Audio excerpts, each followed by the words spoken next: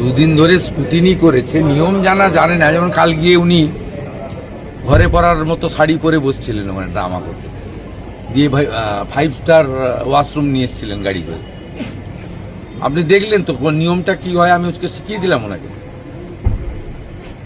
এটা রিপোল বুথে করতে গেলে কমপ্লেন করতে হয় ক্যান্ডিডেটকে, তারপরে সিসিটিভি ফুটেজ এবং প্রিজাইডিং অফিসারের হ্যান্ডবুক, অবজারভারের রিপোর্ট স্কুটিনি করতে হয়, করে ইলেকশন কমিশনকে ডিসিশন নিতে হয়।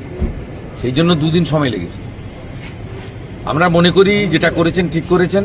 ডায়মন্ড হারবার বিধানসভায় আরও 12টা বুথে দেওয়া উচিত ছিল এবং এন্টার ফলতাতে রিপোল হওয়া উচিত, না হলেও অন্তত 60টা বুথে রিপোল করা উচিত। ফলতে কি রিপোলের কোনো আশা দেখছেন? আর করতেই হবে, করতেই হবে, না করার কোনো জায়গা নেই। 60টা বুথে তো কোনো জায়গাই নেই, করতেই হবে। গতকাল স্ট্রং রুমের বাইরে দেখা গেল একটা তৃণমূল কংগ্রেস লেখা গাড়ি দীর্ঘক্ষণ দাঁড়িয়েছিল 8:23 থেকে। ওটা 5 star washroom, restroom, Cadbury chocolate, chanachur, sandwich, Himalayan sealed water বোতল।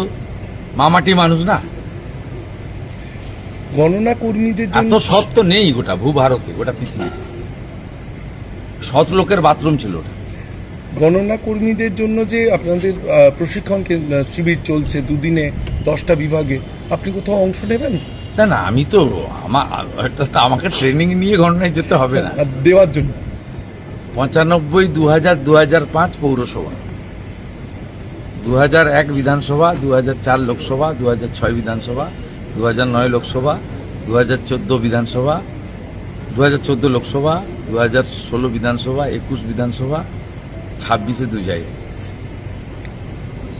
প্রশিক্ষণ দেওয়ার জন্য কোথাও যাওয়ার পার্টি ব্যাপক উদ্যোগ নিয়েছে।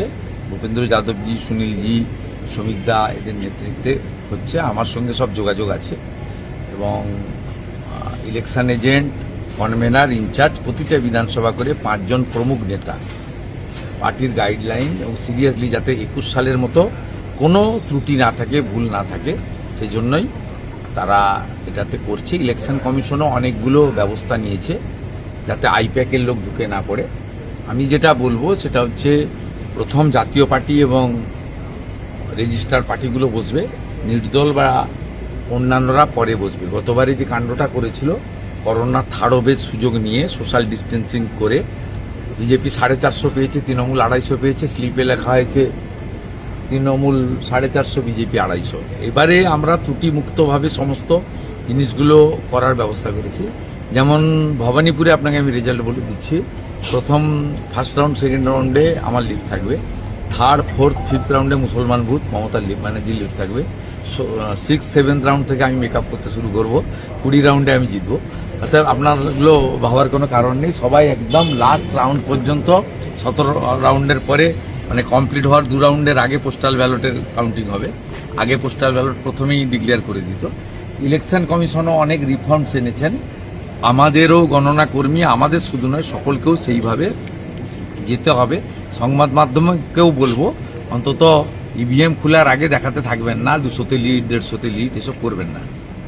সব কান দিয়ে দেখবেন না, চোখ দিয়ে দেখবেন। Thank you.